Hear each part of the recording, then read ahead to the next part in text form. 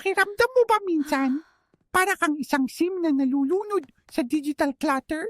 Yung desktop mo puno ng random files.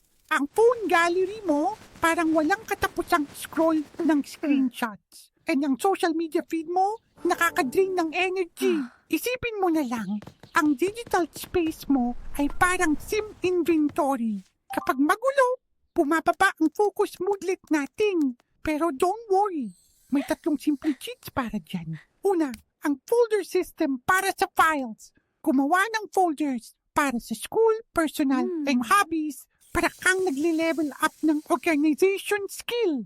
Pangalawa, ang monthly photo cleanup. Sa dulo ng bawat buwan, i-delete ang mga blurry shots at ayusin ang album at mga magagandang memories.